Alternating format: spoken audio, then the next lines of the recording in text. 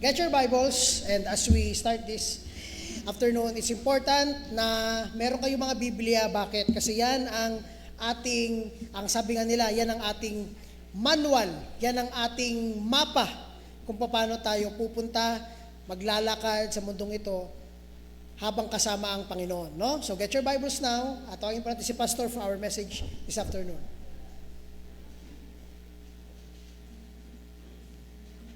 Okay, magandang hapon po. Una, andyan si Brad na Eugene. Salamat po doon sa suman. Pinadala mo, napakasarap. Ay, biko pala, hindi suman. Suman kasi sa Tagalog. Anyway.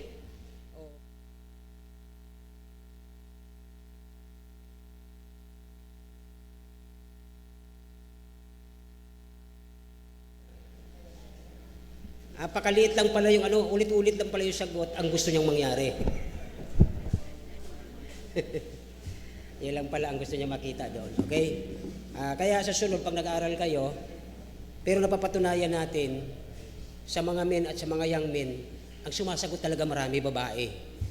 Sa panahon ni Kristo, ang daming babae nung nasa libingan, ang dumalaw mga babae.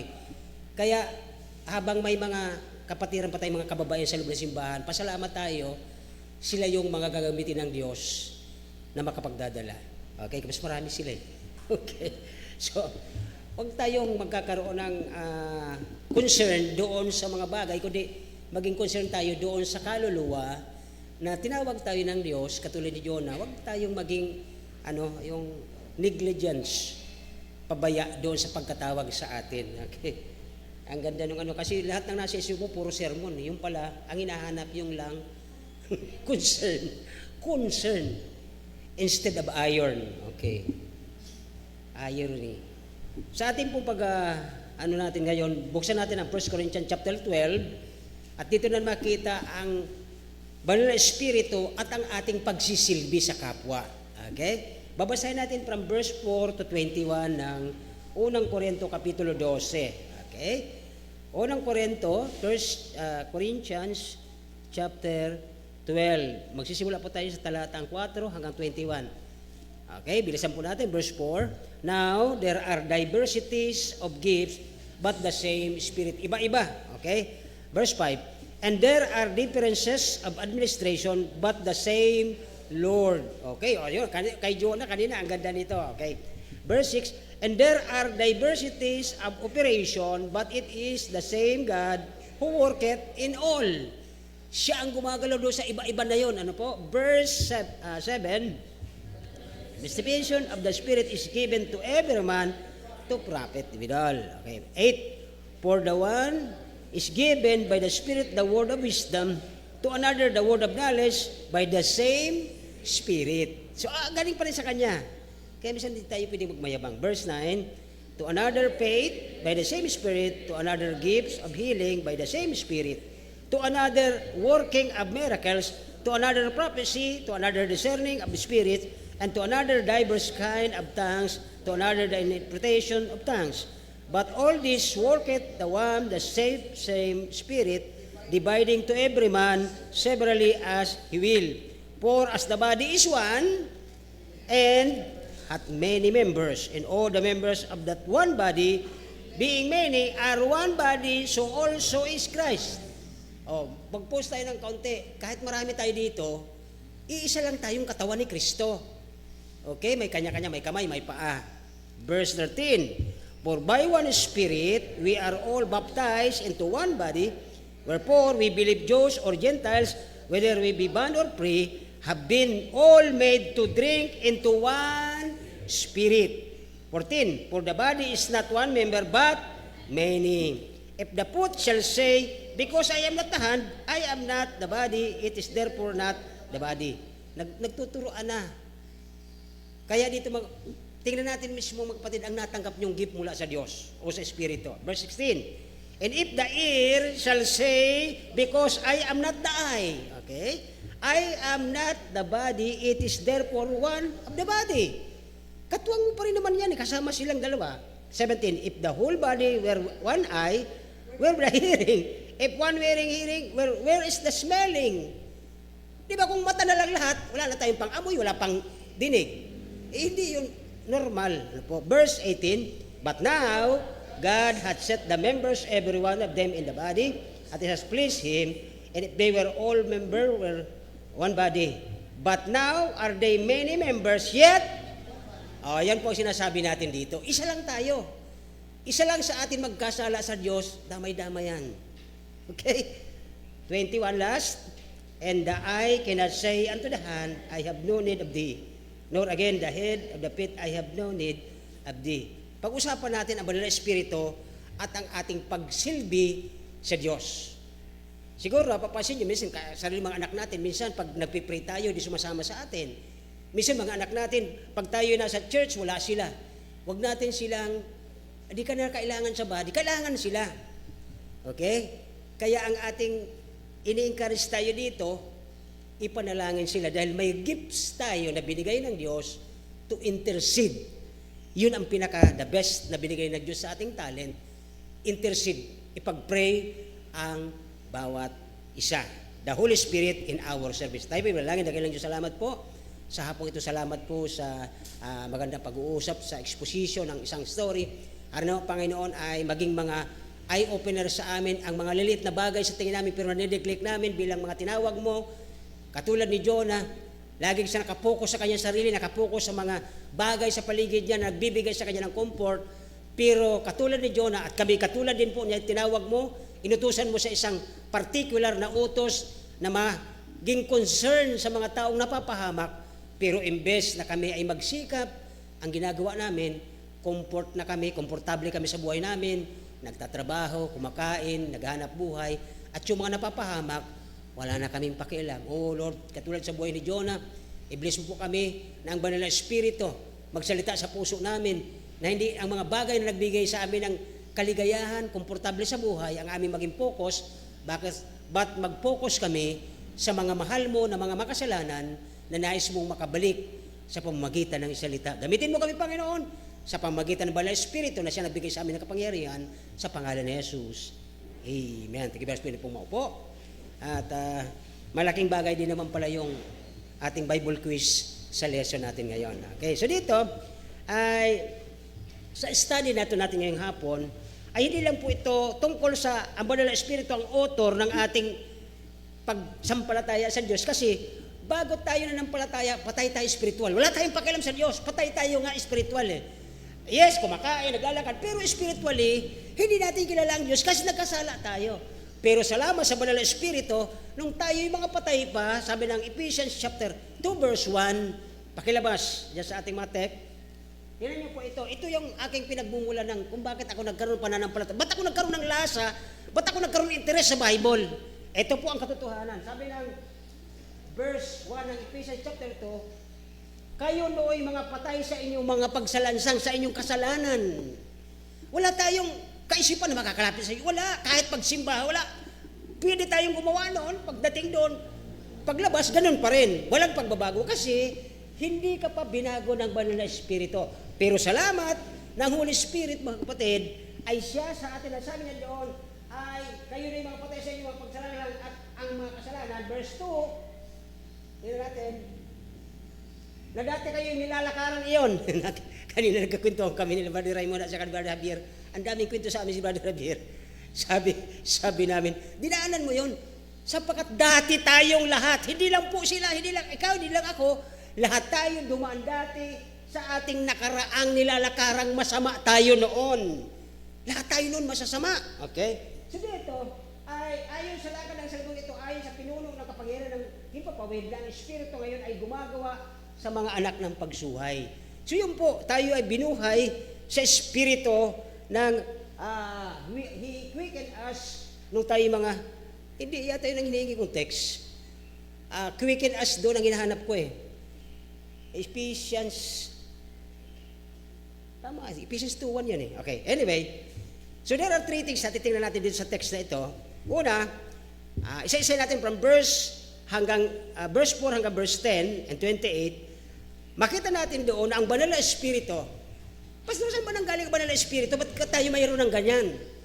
Nung oras na tayo ay binuhay ng Diyos, bilang ang patay ang ating espiritu, nagka-interest tayo kay Kristo, nakita natin na nagdusa siya, na yung galit ng Diyos Ama sa kasalanan, ibinuhos siya sa anak niya imbis sa atin, at naramdaman natin, Lord, salamat sa ginawa mo. Tinanggap natin siya bilang Panginoon, bilang propitiation, bilang kapalit natin na tayo dapat magdudusa, pero kinuha ni Kristo upang sa ganon as tayo po ay makapagpasalamat, Panginoon, salamat sa pagbayad mo sa kasalanan ko. Kaya dito po, ang banal na Espiritu ay pumasok.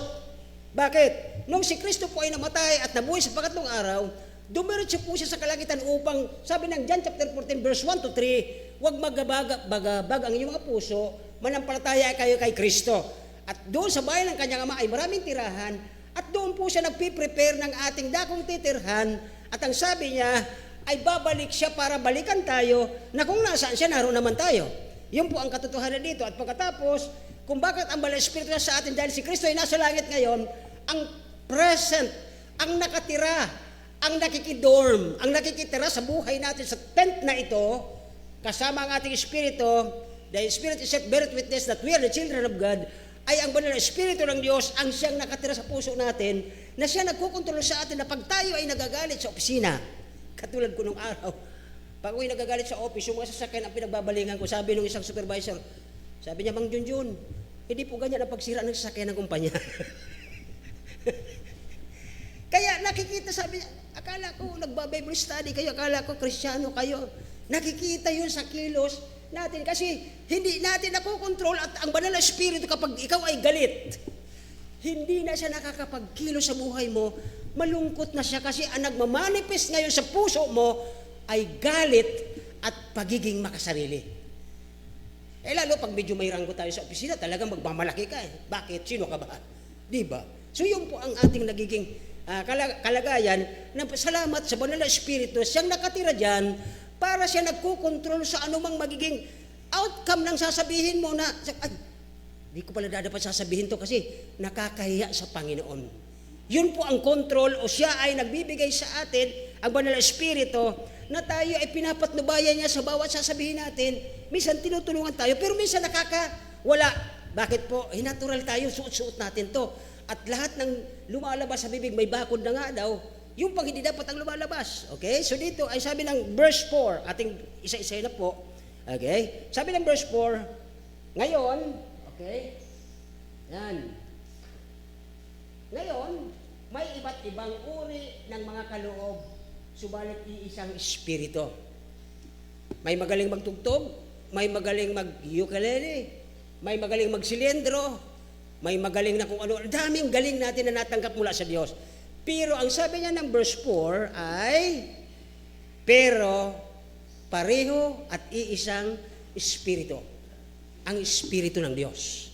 Walang ibang nagbigay niyan mga kapatid. Hindi ang kung sino man sa ating kundi ang banal na Espiritu. Verse 5. Okay? Verse 5. Ang sabi ng verse 5, at may mga pagkakaiba. Diba? May iba't ibang uri ng paglilingkod. Ito na po. Nandyan na yung pagkatagalog. Yung service natin, yung paglilingkod, iba-iba yan. Mayroong sa tingin nyo maliit lang. May mga nagwawalis dyan pagkatapos sa service. Maliit lang yon. At maliban doon, may mga nagpapatay ng electric pan na naiwan. May nagpapatay ng ilaw. Service din yun sa Panginoon eh. Yung naghahatid ka ng bata, yung nagsusundo ka ng kapitbahay mo para dahil mo simbahan, nagsiservisyo ka sa Panginoon. O tingnan po mga kapatid.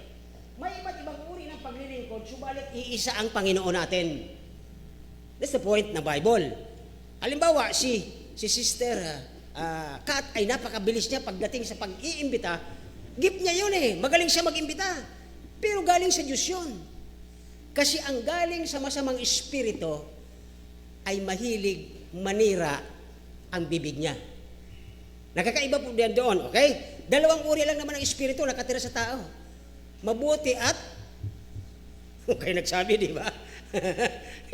So dito, ay sabi ng verse 6, at mayroong pagkakaiba-iba nito, diversities. Verse 6, may iba't ibang uri ng gawain, subalit isang Diyos na gumagawa ng lahat ng mga bagay na ito. Kaya, dito po, bakit number 1 nating titingnan, pag sinabing ang banal na espiritu nag-i-equip o gumagawa sa ating buhay, yung talino mong hindi alam ng isa, halimbawa sa technical, o may mga technical tayo, sa mga technician ng makina, May mga sikreto yan sa paggagawa ng makina. Kasi bakit po? May diversity. Yung naghahalo ang hangin. Sa makina kasi yung hangin at saka yung combustion o kaya gasolina, may kahalong hangin. Diversity yun. Iba-iba. So therefore, may technique doon. May ginagawa mga technician. May kanya-kanya gift sila dyan. Galing saan? Sa iisang Espiritu ng Diyos. Bakit? Bakit kayo binigyan ng ganito? Sa simbahan, ganun din. May kanya-kanya kayong mga gifts. Okay? Sa pagdadala ng bata, pagtuturo. Sa bahay, pagdating sa bahay, may kanya-kanyang gifts.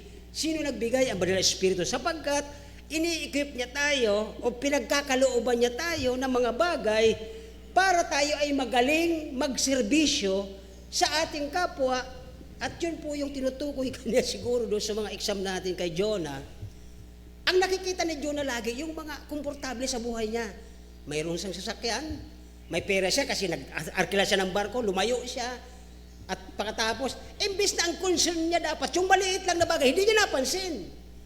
Yun po ang mga detalye ng Banal na Espiritu pag nasa buhay natin ng Banal na Espiritu. Yung maliit na yun na sagot na hindi natin makita-kita, ganun din po ang diversities na binibigay na gift ng Panginoon. May mga taong nakikita kaagad yon, may mga taong lalalagpasan yon, katulad ni Jonah. Bakit po? Unang-una, ang puso niya kasi hindi tama sa Diyos. Malayo sa utos. Ito po, tingnan ninyo. Kahit si Moses, ng topic ng mga men kagabi, tinawag si Moses para utusan kay Paraon. Ano ang sagot una ni Moses? Panginoon, hindi ako marunong magsalita sa harap ni Paraon. Utal-utal po ako. Di ba sabi ng Panginoon, sino ba na gumawa ng bibig mo? Pangalawa, nung sila po'y tatawid na doon sa dagat, ano lang ang hawak ni Moses? Kahoy lang, sugkod. Di ba? Pero sabi ng Panginoon, ano ba yung hawak mo? Panginoon, maliit na sugkod, itaas mo. Pag itinaas natin ang maliliit na bagay, sa pangalan ng Diyos, di ba kahoy lang yun eh. Pagtaas niya, ano nangyari sa dagat? Naniniwala ba kayo doon? Kasi sabi ng iba, kwento lang daw yun. At pinutunayan ng isang masamang espiritu sa isang channel sa TV na yung kinikwento daw ng Bible na pag umaga daw ay ulap para liliman sila, yun daw yung usok ng bulkan. Kita nyo yung mga kabaluktutan na kinuwento na yun. Libro yun eh. At pagkatapos sa gabi daw, dahil apoy ang sabi ng Bible, yun daw yung bulkan na nag-iirap, nagluluwa ng laba. Pero yun mo yung ginagawa nila. So mayroong lahat ng ginagawa ng Banal na Espiritu, may kontrabida ang masamang espiritu. Okay, so dito, ang ating nakita from verse 4 to verse 6, and verse 7, malalaman natin, every Christian, bawat mananampalataya, ay may mga gift. Verse 7 po, tingnan natin. Sabi ng verse 7, okay, sa bawat isa ay binibigay ang pahayag ng Espiritu upang pakinabangan ng lahat. Halimbawa, binagyan ang isa upang pakinabangan ng lahat. Halimbawa, ikaw ay isang empleyado, sa bawat nakakausap mo o nakaka-encounter mong mga tao, nagkikinabang sila sa iyo. Anong gift yun? Okay. Yun ang gift ng Espiritu ng Diyos. Bakit po? Paano malalaman na mayroon kang Espiritu ng Diyos? Sa pakipag-uusap mo, nakikita sa iyong pananalita at sa mga dictions mo, sa mga actions mo, sasabihin ng kausap mo, ibang-iba ang Espiritu mo sa kanila. Kaya, Christ makes a difference sa buhay ng isang Kristiyano. Kapag alam ng isang tao na nakikita ka, nakikipag-usap sa kanya, dahil more on, o kaya well-versed ka sa Bible, may isang salita lang sinabi, pero marami kang in-inject doon na naliunawan niya. Sabi niya, mayroon ka talagang gift mula sa Banal na Espiritu. Yung po ang ibig sabihin dito sa verse 7. Binibigyan tayo ng pahayag ng Espiritu upang pakinabangan ng lahat. Hindi lang po dito sa loob ng church. Kasi po ang purpose at ang utos sa atin ng Panginoon, go ye therefore. Hindi lang po dito sa loob. Ito po ang mahalaga na dapat nating tatandaan. Bilang tayo ay mga sower, ito yung mananahe ang sower, tinutukoy ko yung magtatanim, na maghahasik. Sino po nakakaintindi ng pagsasaka ng mais? Di ba? Pagsasaka ng palay. Yan po ang kalagayan nating mga anak ng Diyos. Kung ang binhi, Lagi lang po dito sa ating puso at hindi tayo lumalabas. Hindi mo nilalabas sa puso mo ang binhi. Ang binhing ito ay walang iba ang tubig at ang butil ng buhay. Si Kristo ang tinapay ng buhay. Pag nasa bodega lang yan at hindi mo yan pinaulunan at pinapainitan, hindi po yan mabubuhay. Iyon ang magsasaka. Walang magsasaka na ang kanyang binhi lagi nakatago sa kanyang bodega, lagi nakatago sa puso mo. Kaya pag may kausap ka, hindi yung salita ng Diyos na narinig niya, kundi yung makasarili mong layunin. Ang banal na espiritu sa buhay mo ay hindi masaya. Malungkot siya. Kasi bakit? Napakalinaw naman po ang mga tungkulin natin. Dahil kung ikaw ay nakakilala sa Panginoon, ang purpose ng banal na espiritu, bakit ka binuhay spiritually? Para magamit ka sa gospel. Malapit na siyang bumalik. Kanina sa school, nag-umpisa na ulit sa prophecy, di ba? At ang mga prophecy ito, kaya sa YouTube nakikita nyo na yung daw pagtuyo ng Euphrates River, may mga espiritong lalabas. Kasi yung pagkakaintindi nila doon sa nakakulong ngayon ang masamang espiritu, pawawalan daw doon. Maling-mali ang doktrinang iyon o ang turong iyon, okay? Sapagkat dito po malalaman na ang banal na espiritu ay aktibo ngayon. God, sabi ng verse 7, subalit sa bawat isa na binigay ang pahayag ng espiritu upang pakinabangan ng lahat. Ang tanong, kayo po nakakaalam. Mula Lunes, Martes, Miyerkules, Huwebes, Biyernes, huwag na natin sama ang Sabado, Linggo. Pahinga nyo yun eh. Mula Lunes hanggang Biyernes, sa palagay mo, may mga tao ka bang nakakausap na natutuwa sila habang nakipag-uusap sa iyo? O baka naman, pag nakikita ka ng tao nakakilala sa iyo, ay huwag na natin kausapin yan. Iwas na siya sa iyo. Bakit? May nakikita siya sa iyo na hindi angkop bilang mananampalataya. Therefore, ang Holy Spirit ay hindi nagtatrabaho sa iyo sa oras na yon. Malungkot siya, hindi siya makakilos dahil ang puso ng taong yon ay hindi naka-intune, hindi nakatono sa Diyos. Discharge. Hindi siya nakakakuha ng source mula sa Diyos. Wala pong iba tayong pakukunan ng lakas. Ang Diyos at ang Espiritu Santo. Ang sabi ng Panginoon Jesucristo, I will send you another comforter. Hindi ka magiging komportable kung wala ang Holy Spirit sa buhay mo. Pwede kang gumawa ng gusto mo. Papakita mo sa lahat na, ay, dati akong Krisyano, kaya ko yan, pwede ko mag-preach, pwede kong kumanta, pwede akong mag-street preaching. Ang tanong, ang banal na Espiritu ba masaya sa ginagawa mo o baka napipilitan katulad ni Jonah? Pero ganda nga naman yung talaga, yun ang hindi natin napapansin kaagad. Napakaliit lang na sinabi ni Jonah, aba buong bayan, yung hari, yung kanya mga tauhan, yung mga local commoners, yung mga hayop, nag-ayuno. Nang sabi niya, sa ilang araw yon, within 40 days, patay kayo. May ginamit ba siyang matakot kay Jesus? Wala. Diba? Ang ganda naman ito. Yun po ay pinapakita doon na ang kapangyarihan ng Diyos, kahit hindi ka magpagamit, sabi ng Biblia, pabababain niya ang mga bato dyan sa bukid para mangaral sa tao. Mas nakakaya na yon. Anong sayang na binigyan tayo ng bibig na hindi pala tayo maggamit ng Diyos sa nais niyang paggamitan. At ang sabi mo, tinanggap mo ang Panginoon, wala kang pakinabang sa Diyos. Parang bumili ka ng kabayo. Bumili ka ng kabayo, tapos nung iuwi mo na, pilasan mo yung kabayo. Diba? Ano na yan? Masyadong hindi nakapanipaniwala. Pero parang ganun ang nangyayari. Okay? So dito po, from verse 4 hanggang verse 7, ay may some gift tayo, may mga gift tayo na binigay ng Banal Espiritu. 8, 9, 10, hanggang 28. Tingnan po natin, ano namang gift ang mayroon tayo dito? Ini-equip niya, okay? Inaayos niya, binibigyan ka niya kung wala ka. Pag sinabing ini-equip ka niya, dati hindi ka marunong, pero ngayon marunong ka na.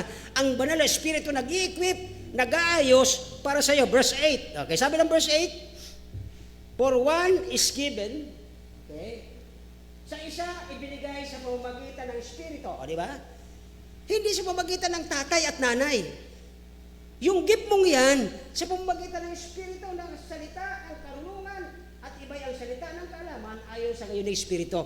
May magagaling talagang mag-isip ng malalim. May mabibilis. Diba? Sabi nga nila, Pag-isipan niyo yung sinasabi, may mga ganun talaga. Wala tayong question dyan eh. Given na yon. Okay? Pagdating sa verse 9, to another faith. Ito na po, nag-umpisa na. Sa iba'y pananampalataya, mayroon ba tayo nun? Mayroon ba kayong pagtubod? Oh, amen, di ba? Next, sabi diyan, sa pamamagitan ng kaibigang Espiritu, sa pamamagitan ng isang Espiritu, ang sabi, at sa iba'y mga kaloob ng pagpapagaling. Mayroon sa ating mga nanay, na pag ang ating anak ay may nasisipon, hinihilot-hilot lang nila. Gumagaling na. Hindi pa yung pinapainom. Isa sa natutunan ko, bilang ako ay galing sa probinsya din, may mga tatay at nanay na yung ginagamit nila yung talbos ng saging na nakapilipit pa. Pag ang bata, alam ba, walang manghihilot talaga, yung dahon na yun na pilipit pa, buksan mo yon. Tapos ano mo doon sa... Pag dumikit, nandoon, hilot-hilutin mo lang yon, gumagaling ang bata eh. Ibig sabihin, ito yung paghaplos ng pagmamahal. Yun ang kulang eh. Haplos-haplos lang na. So dito po ay, sa iba't ibang may kaloob ng pagpapagaling at sa pamamagitan ng Espiritu. Hindi po yung hokus-pokus. May mga, tapos, hindi ganun. Yan ay sa mga kulto. Hindi po yan tayo naniwala dyan. Kundi, yung haplos ng pagmamahal na may banal na Espiritu ka, pag ipinag-pray mo ang may sakit, nakikinig pa po ba kayo? Mahalaga na kayo ay nakakonekta lagi sa charger. Ang charger natin ng Panginoon, lagi ka nandoon, araw at gabi, kausap mo siya, para pag may sakit, hawakan mo lang ang balikat, hindi na sa ulo. Kasi pag sa ulo hinawakan, kung makasalanan ka, masasalinan mo ng kasalanan yung taong yun kasi inilayaon mo siya eh. Balikat na lang. Mahalaga po yung kamay. Kaya kung may problema ka, huwag ka na mag-lay hands.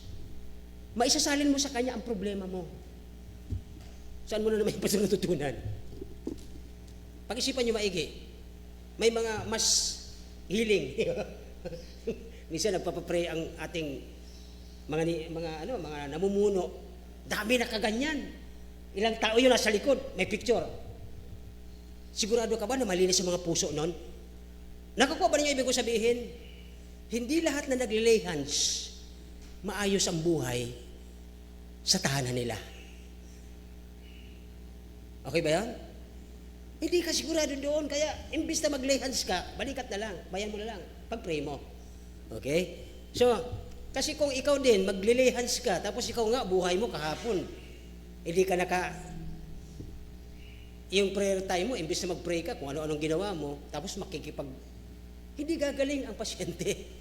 Madadagdagan ng kibigatan kasi nagsalin ka pa. Okay ba yon? Pero naniniwala tayo sa Ephesians, ano yon? Ang panalangin ng matuwid ay, naniniwala tayo doon. Pero ang tanong, maayos ba ang puso niya bago siya mag-pray? Magandang hapon po.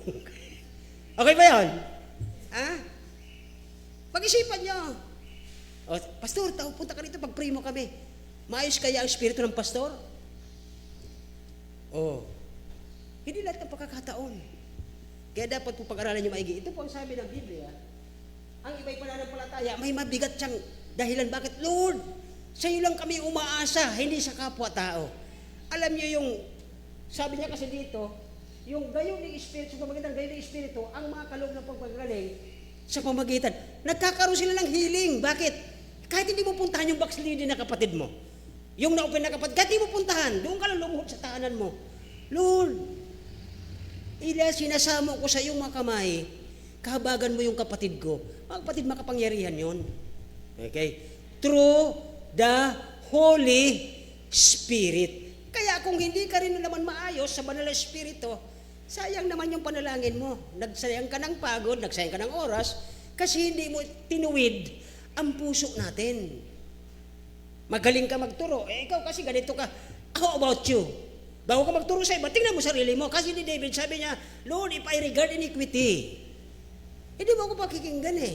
So dito po ay tingnan natin, sabi ng verse 10,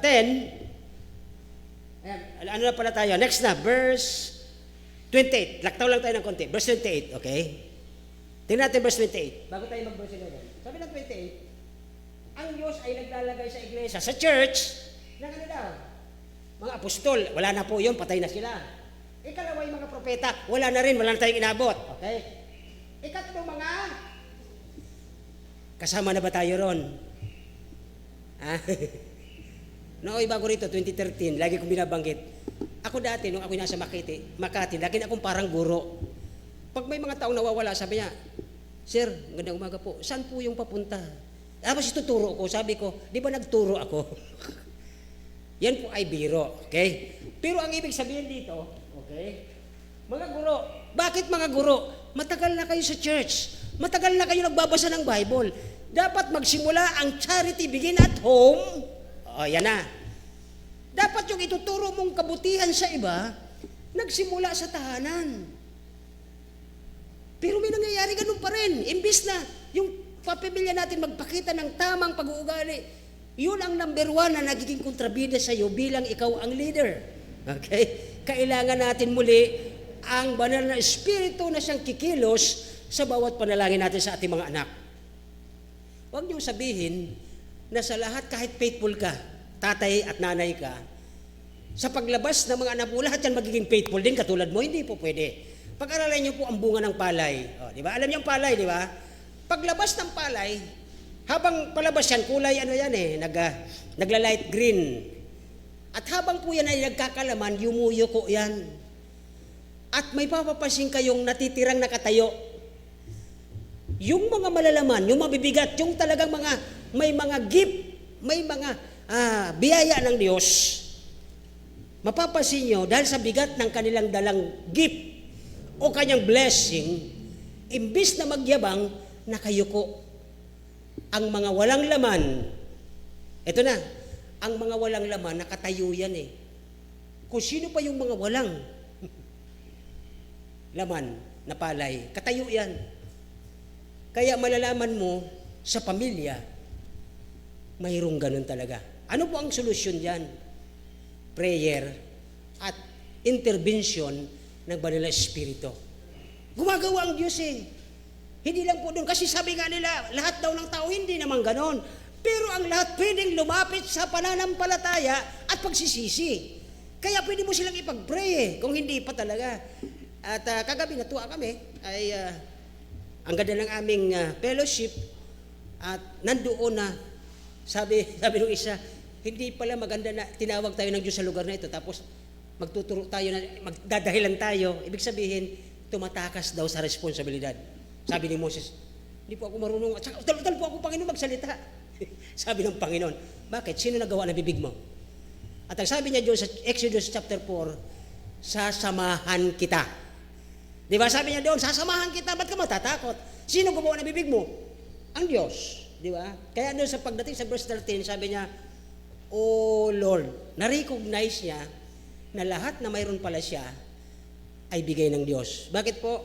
Nagyabang din kasi siya dahil paaral siya ng prinsesa at alam niya ang mag-amang ito, sobrang tatalino, mga Egyptian ito, alam niya tawag dito, ang karakas ng hari. Hindi mo siya maano sa pagpapaliwanag eh. Kaya sabi ni Moses, hindi ako pwede, utal ako Panginoon eh. Naiintindihan ng Panginoon si Moses. Katulad niyo at katulad ko, minsan pag mayroon tayong opisyal na kaharap, medyo utal tayo. Ang hindi natin alam, ang pagkakaiba ng Espiritu mo at Espiritu niya, ang Espiritu mo ay Diyos o banal, samantalang ang Espiritu niya ay masama. Kasi hindi siya mananampalataya. Nakukuha ba natin? At ang sabi niya sa Matthew, huwag kang mag-alala kung anong sasabihin mo sa kanya. Pag dinala ka sa isang mataas na opisyal, huwag kang mag-alala sapagkat bibigyan kita ng sasabihin. Naniniwala ba kayo dito? So yun po ang pangako ng Diyos. Kaya dito po ang pangalawa, bago tayo magtapos dito, bilisan ko na. Verse 11, natutunan natin na kapag ka ang Banal na Espiritu ay malungkot at hindi nakapagkikilos sa buhay natin, lahat ng ginagawa natin ineffective na. Wala na pong epekto. Verse 11, tingnan po natin. Okay? Lahat ng ito ay pinakikilos ng isa at kayo Espiritu na namamahagi sa bawat isa ayon sa kasya ng Espiritu. Papaano kung nakakagawa ka lang hindi nagugustuhan ng Espiritu Santo, kikilos mo ba siya sa buhay mo? Hindi na po. Kaya kahit anong kilos mo pa, dahil ang Banal na Espiritu nalungkot na, hindi na po siya epektibo sa ginagawa mo. Malungkot na siya eh. Katulad nung, ito na lang naisip kong illustration. May bago kaming electric pa na bagong dating, bagong-bago ito eh. Pero bigla na siyang napalsok. Kahit anong saksa mo, kahit anong hindi maandar. Bakit? May problema na eh. Ano kaya ang problema pag ang isang tao, ang isang Kristiyano, hindi na siya epektibo? May kulang. May naputol. Either of that, o either of anyone, yan po ang nangyayari. Kaya, pagdating po dito sa verse 14 to 21, mapapansin natin dito, kung babasahin niyo po ito sa tahanan ninyo, na kinakailangan dito ang healthy functioning body. Sabi ng verse 14, bisahin lang natin mabilis. Okay, verse 14, sapagkat ang katawan ay hindi isang bagay, kundi marami. Bilasan na natin kayo kanina. Mayroon sa verse 15, ang sabi doon, mayroon. Okay? Kung magrereklamo si paa, hindi ko kailangan ng ano, di ba? Hindi ko kailangan kamay. Anong itsura natin kung puro tayo paa?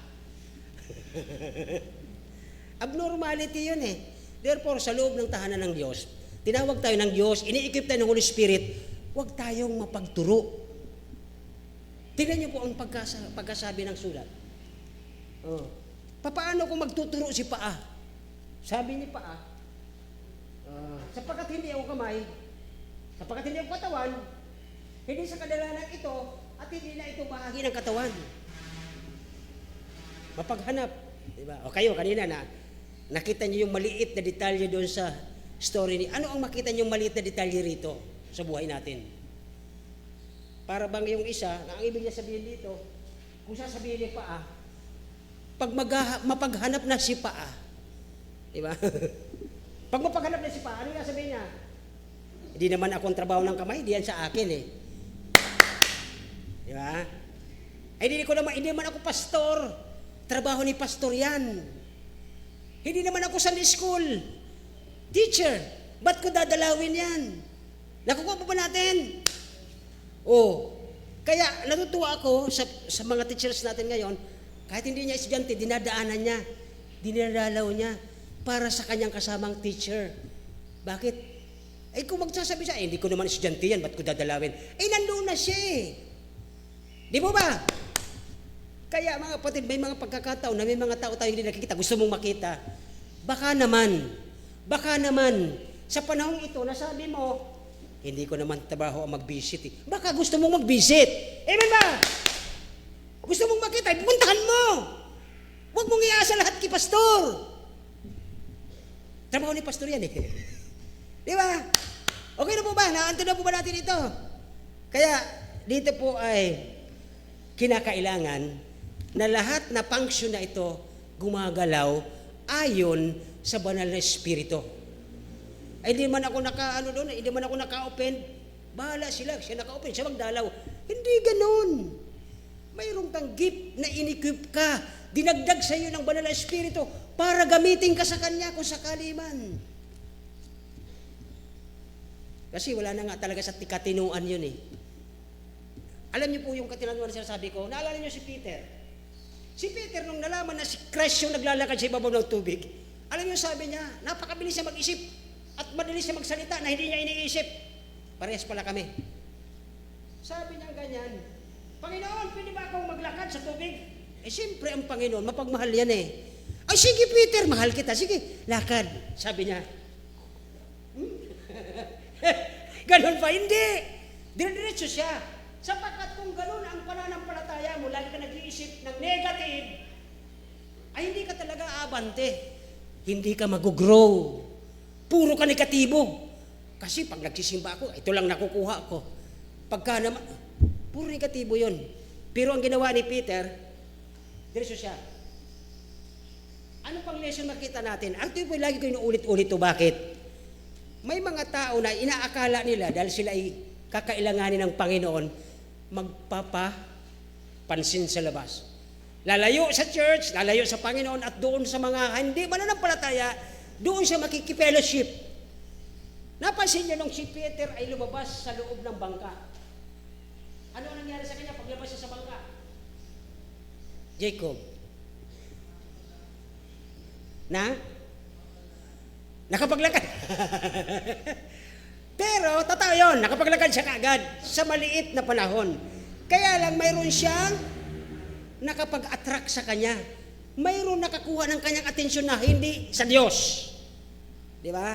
Imbis na mag-focus siya doon sa Panginoon, nagtawag sa kanya, halika, lumakad ka, sabi niya, may narinig ako. Ano yun? Di ba? Pag-alis ng kanyang focus sa Diyos, lumubog siya. May mga taong katulad ng nangyari kay Peter, umaalis sa kalooban ng Diyos, akala nila hindi sila lulubog. Kasi nakalakad sila, sabi mo, di ba? Pero dahil nagkaroon po siya ng attention doon sa mga bagay, sa ingay ng mundo, sa yaman ng mundo, napokus siya doon. Ay, total, may sweldo ako, kaya ko, malakas ako, wala akong sakit. Ang di niya alam, yung palang mga bagay na yon ang magpapalubog sa kanya. Okay ba yon? Sa tingin ko lang naman, di ba? At nangyari talaga kay Peter yon. Kung hindi lang sana niya inalis, kahit may narinig siyang ugong ng alon, iniisip niya kasi, alon yun, baka ako lumubog. Nandun nga ang Panginoon eh. Andun ang Panginoon, dapat may pananampalataya ka sa Diyos. Bakit ka aalis ang focus mo sa Diyos? Titingnan mo ang problema. Ang dahilan kung bakit karamihan ay tumatalikod sa Diyos, nakapokus sila sa problema, at ang problemang yon, ang blind spot na yon, ay hindi yun makikita basta-basta. Halimbawa, sa aming mga driver, di ba? Biglang likuyan. Hindi mo nakikita kaagad yon. Ang nakakakita ng problemang yon ay ang kanyang kapamilya. Kasi araw-araw mo nakikita sa kanya yun eh. Yung ugaling yon na hindi nakikita ng iba, ayun ang blind spot niya. Ang nakakaalam lang noon, ikaw na kapamilya at siya. Kaya isuko natin sa Diyos yung blind spot na yun eh. Dahil ang Banal na Espiritu nandoon pero hindi siya makakilos, hindi siya makagalaw, hindi siya makapag-equip dahil mayroon kang blind spot. Okay? Ang believer o ang manampalataya ay mayroong ganitong klase ng uri, pero, okay, hindi siya pwedeng lumayo. Hindi pwede silang ma-detach sa charge ng Holy Spirit sa kanya, sapagkat ang lakas na ito ay nagmumula sa Banal na Espiritu. Saan ko nakuha yung salita na yan? Acts 1:8. But ye shall receive. O, di ba? Ang kapangyarihan natin, Holy Spirit, hindi po tayo. Pag inalis sa atin ng Holy Spirit, ay sigurado, within 40 days, folks. Di ba? Yun po ang katotohanan. Kaya number 2, at bibilisan ko na po, ay He anoint. Pag sinabing ina-anoint niya, pinapahiran niya o kaya binibigyan niya ng kapangyarihan sa pagsiservisyo. Okay? Cut ko na kasi mahaba na. Okay, tingnan po natin ito. Acts chapter 2 verse 4. Okay? Binibigyan ka ng kapangyarihan magsalita. Tingnan po natin. Kasi kung walang endowment o walang pagkakasangkapan o hindi tayo pinagkalooban ng kapangyarihan ng Diyos, hindi mo pwedeng sabihin ang nararapat, kundi lahat ng lalabas sa bibig natin dahil tayo ay makasalanan, puro yung karumihan eh. Pero kung nandun ang Banal na Espiritu na siyang pinagmumula ng sasabihin mo, maayos yun. Papaano kung ang nangunguna sa kanya yung kanyang pusong laman at hindi pusong espiritual, ay kahit anong counseling mo, walang mangyayari. Verse 2, Acts chapter 2, verse 4. Okay? Silang lahat ay ano daw? Pag sinabing puspos, punong-puno sila. Okay? At nagsimulang magsalita sa iba't ibang wika ayon sa pagkaloob sa kanila. Mga kapatid, kung makabalik lang ang ganitong pagkakataon, lahat naman tayo tinawag ng Diyos, mayroon tayong isang espiritu. Nga lang, ito po ang problema.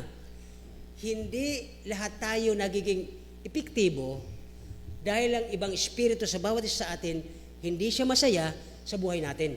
May nagagawa tayong mali. Kaya ang Holy Spirit, nakaano siya eh. Nahihiya siya eh. Dahil nakagawa ka ng mali. Ang sabi ng Ephesians, quench not. Huwag mong bubuhusan ang init niya sa buhay mo. At nung binuhusan mo ito ng mga bagay, nagkaroon ka ng mga hinanakit o ano pa man, ang Banal na Espiritu hindi makakilos. Sabi niya rito, ay nagsalita sila ng iba't ibang wika. Okay, verse, Acts chapter 4, verse 13. Chapter 4, verse 13. Nagsalita sila ng walang takot. Okay?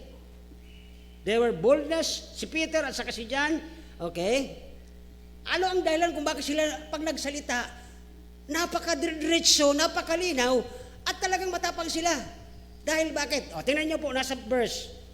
Sabi doon, nang makita nila ang katapangan nila Pedro at Juan, at nang malamang sila ay mga taong walang pinag-aralan, o, tikita nyo ha, mga taong walang aral, hindi ba lang nakagraduate ng grade 6, pero nung magsalita, napaka-epektibo. Bakit? Sabi nila, okay, mga karaniwan lamang sila, ay namangha sila at nakitang kinilala sila yung mga, ito po yung word, okay, that they had been with, yun ang totoo. Kapag na kay Kristo ka araw at gabi, kahit hindi ka nag-aral, dahil ito, pulbos mo eh. Bawat salita mo, mararamdaman ng kausap mo, kasama to ni Jesus.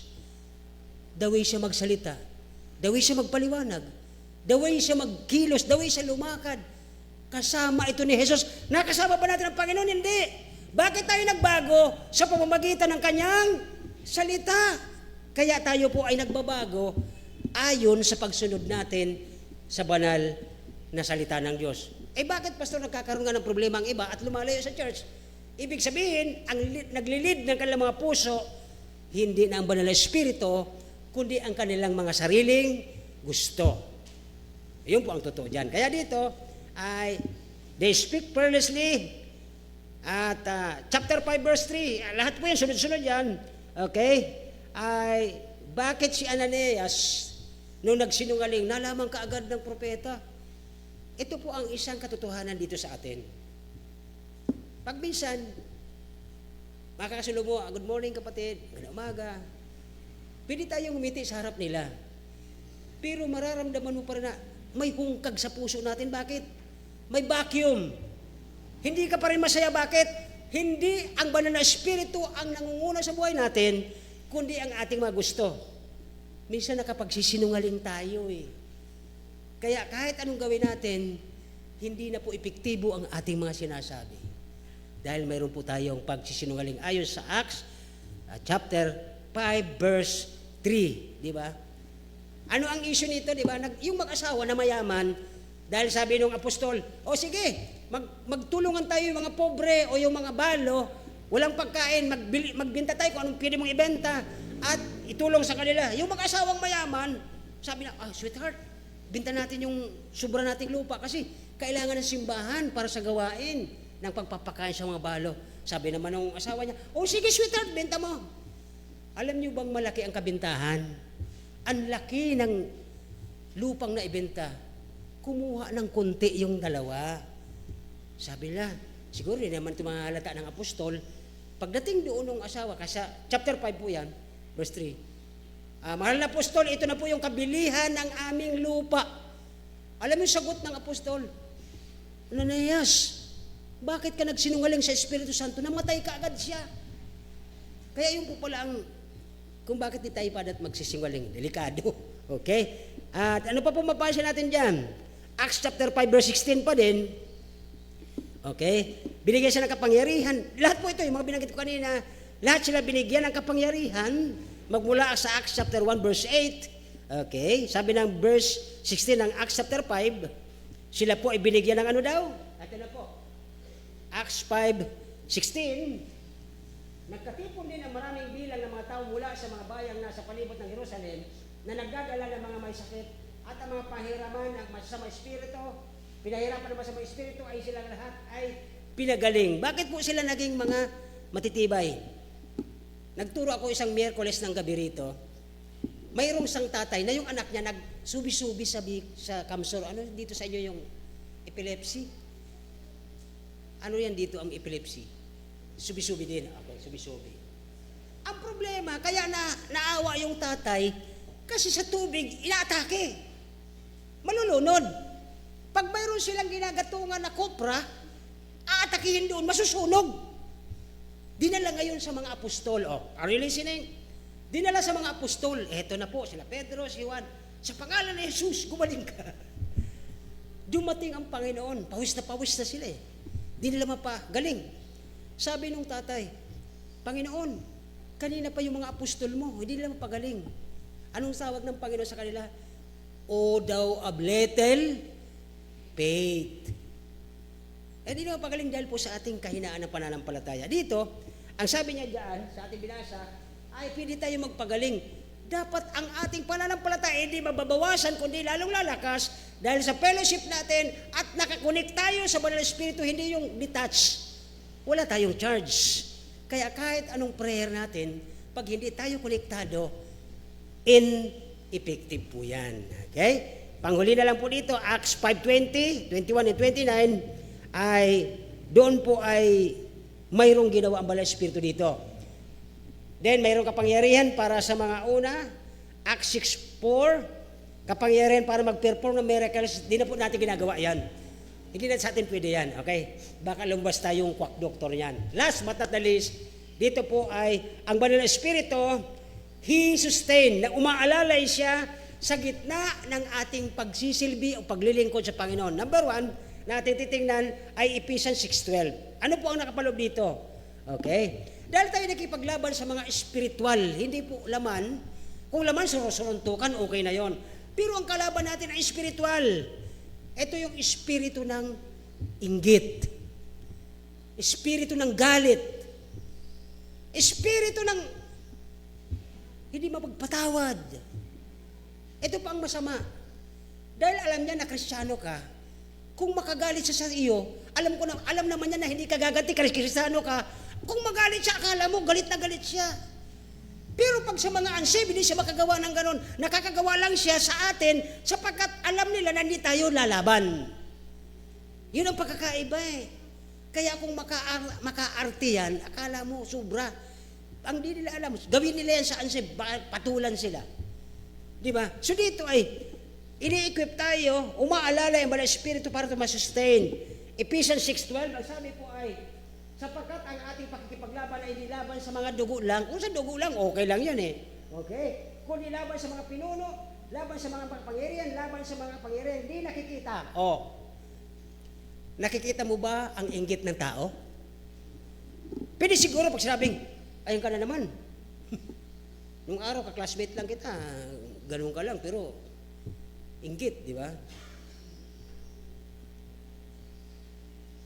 Di nakikita na naghahari sa libutan, sa kadilimang ito, laban sa husbong espiritual ng kasamaan at kalangitan. Umaalalay ang Espiritu Santo dito sa atin. Sapagkat bakit po? Siya ang nakakaalam ng kaaway natin. Di kasi nakikita eh. Ang mga Kristiyano, madali po sila magtiwala. Kaya lang yung mga tao, kaya ngayon, nauso na naman daw yung kakatok sa bahay, mag-check ng gas, kung may leak o ano. Minsan nagnanakaw lang. Alam na natin yung mga trick na gano'n eh. Pero yung mismo yung kapwa natin na mananampalataya, hindi mo malaman ang nasa puso nila. Kaya ang kailangan talaga natin, revival ng Holy Spirit. Na hindi niya magawa sa kanyang kapwa ang masama. Sapagkat dito, sinusustain, umaalalay ang Banal na Espiritu sa atin. Ayon sa Ephesians 6:12. Sapagkat special na supply sa atin ang Espiritu para ma-fortify, mapaganda, mapatibay ang ating strength. Ang Banal na Espiritu pala nagbibigay sa atin ng tibay, lakas, kapangyarihan.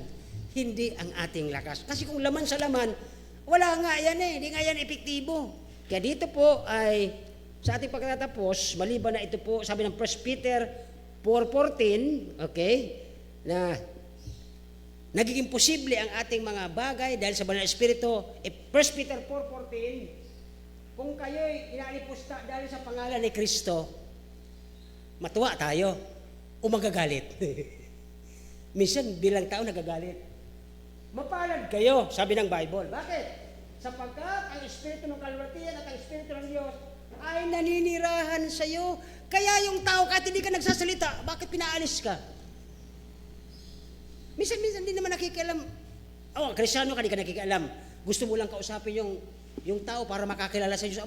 Yung hindi naman kausap, yun ang nakikialam at mo sinasabihan yan. Huwag mong ayaan mo yan. Pero ang sabi ng Biblia, kapag tayo ay inaalipusta sa pangalan ng Kristo, matuwa kayo, nagagamit kayo ng mga binigay ng Holy Spirit na equipment para tayo ay tumibay. You know what? Because He prepare us for eternity. Yan po ang totoo. Revelation 22 verse 3. Okay? Revelation 22 verse 3. Ito po yung pinaghahandaan ng Diyos sa atin. Bakit tayo pinatitibay ng Banal na Espiritu? Revelation 22 verse 3. At hindi lang doon magkakaroon pa ng isinumpa, ngunit ang trono ng Diyos at ang kordero ay matatagpuan doon at siya'y paglilingkuran ng kanyang mga alipin. Kaya tayo magpapatuloy kung paano tayo sinusukat dito na kahit anong pressure at kahit anong problema, nagsisilbi tayo sa Diyos. Naalala ko may isang young people dito nung araw, pero wala siya dito, nasa Manila. Sabi ng pastor, ganyan ang utak mo. O bakit naman? Tira mo, ang ganda-ganda trabaho mo, ba't ka nag-resign? Tapos magpunta ka dito. Ha? Ibig sabihin, hindi siya nakaintindi ng kabutihan ng Diyos. Na kapag ka, nandoon ka sa kalooban ng Diyos, sinusunod mo ang inuutos sa Biblia, anumang bagay na kukontra sa iyo, hahawiin niya. Kasi gagamitin ka niya eh. Hindi niya papahintulutan. Naalala niyo po yung 3 Hebrew children. Old Testament yung pastor eh. Pero marami din sa New Testament na nangyari yun. Nasabi nung tatlong ito, mahal na hari, kung sakaling hindi kami tulungan ng aming Diyos, patuloy kami magsisilbi sa Kanya sapagkat hindi naman dito sa lupa ang pagre-reward sa amin. Doon pa rin niya sa kabilang buhay. Kaya mga kapatid, in conclusion, sabi ng Romans 12:1, dito tayo magtatapos. Okay? Sabi ng Romans 12:1, sa ulado niyo ito eh. I beseech you therefore, kaya mga kapatid ko, nakikiusap si Pablo. Isinasamo niya sa atin. Sabi niya, alang-alang sa kaawaan ng Diyos, sabi niya, na inyong ialay, ang inyong ano daw? Isang handog na buhay, ano daw? Kasiyasiya sa Diyos. Kasiyasiya sa Holy Spirit. Kapag ang buhay mo kasiyasiya sa Kanya, hindi ka pa nagsasalita, alam mo, kung may kailangan, hindi ka pa nagsasabi sa Diyos, alam na niya kasi ang Holy Spirit mismo, magsasabi yan doon eh. Yun po ang katotohanan dyan. Sabi niya dyan dito, okay, banal, kasiyasiya sa Diyos na siya ninyong katwirang paglilingkod. Hari nawa, na tayo po'y inaalalayan, ini-equip, binibigyan ng kapangyarihan ng Banal na Espiritu Santo. Pagbalik niya, abutan nawa tayo na matibay pa rin nakatayo pa. Baka naman pagdating ng Panginoon, wala na rin tayo sa church. Nakakatakot yun. Okay? Kaya dito po tayo magsistayo at tayo mag-close. Ang Banal na Espiritu ba sa inyong paglilingkod, kasama nyo? Salamat sa Diyos. Number 1, He equipped with gifts of service. Kahit hindi mo alam, nagugulat sila. Ba't alam mo yan? Hindi ko rin po alam. Basta, sinusunod ko lang ang sabi ng Diyos. Nakikita nila yon sa buhay mo. He direct, okay? Yung serbisyo mo, dinadirekta niya sa pagpapakilala ng pangalan ng Diyos. Kaya sabi niya kanina doon sa Jonah, di ba? 3 salita lang eh. Sa 40 days, patay kayo. Hindi naman siya nagsabing, matakot kayo sa Diyos. Wala. Ay tayo, ang dami pa natin ginagamit. Ganito, ganito. Mga kapatid, simple lang ang Diyos pag kumilos sa buhay natin. Kaya dito po ay nagdadirect siya sa ating service. At ang pangatlo, inaalalayan niya tayo. Wala tayong sariling lakas sa Banal na Espiritu lang. Kung mawawala ang alala ng Holy Spirit, wala na pong simbahan na ito eh. Matagal na. Salamat sa Diyos, nandito pa siya. Pero kukunti. Hindi buo ang kailangan natin, lahat tayo nagkakaisa sa Espiritu Santo. Willing ba kayo na sumuko, magpailalim sa kapangyarihan ng Espiritu Santo? Tayo po'y manalangin na kailang Diyos. Salamat po sa pag-aaral na ito. Salamat po sa kagustuhan ng lahat na kami po ay ipasailalim mo sa iyong kapangyarihan sapagkat wala kami magagawa kung wala ka sa buhay namin. Ang kalakasan, ang pag-aalalay, ang kalakasan, ang pagbibigay ng kapangyarihan ay galing po sa iyo, Panginoon. Habang wala ang Panginoong Jesucristo, naghahanda siya doon sa kalangitan ng aming titirhan. Kayo naman po nagpadala ng Banal na Espiritu para kami ay alalayan, suportahan, binigyan ng kapangyarihan sa pagsasalita. Tulungan mo kami, Banal na Espiritu, revive us, O Lord. Pangunahan niyo po kami. Wala kami magagawa, Lord, kung malulungkot kayo sa buhay namin. Habang po nakayuko, nakapikit ating mga mata, gusto mo ba na magmula sa oras nito hanggang sa susunod na mga araw, ang Banal na Espiritu ang nag-guide, naglilid, nagtiteach sa atin ng lahat ng gagawin. Magsimula tayo sa oras nito, manalangin tayo, Lord, pasalalim mo ako sa iyong kapangyarihan. Hindi ko po kayang labanan ang mga spiritual na labanan. Ikaw, Banal na Espiritu, ang aking lakas, ang tumutulong sa akin, nag-guide sa akin, nagtuturo sa akin ng tama sa katotohanan ng Bible. Kahabagan nyo kami ng revival ang buong simbahan magmula sa aking pamilya hanggang sa kalitalitang pamilyang umaattend. Ang aming mga kailingan araw at gabi, ang kanilang mga negosyo nila, inyo pong pagpalain, na sila po ay magpuri, magpasalamat dahil nandoon ang Banal na Espiritu, tinutulungan sila na magkaroon. Ini-equip mo sila ng kanilang mga kulang. Binibigyan nyo sila ng kanilang mga pangangailangan araw at gabi, food, shelter, at lahat na, Panginoon. O Panginoon, Banal na Espiritu, tulungan niyo po ang aming kahinaan, palakasin niyo kami, gabayan niyo kami na sa pagbalik ng Panginoon si Kristo, abutan kami na nasa kainitan, na ikaw ang dinamo namin, ikaw ang motor na nagpapakilo sa aming puso para magpatuloy. Hiling namin po ito lahat sa pangalan ni Jesus. Amen and amen.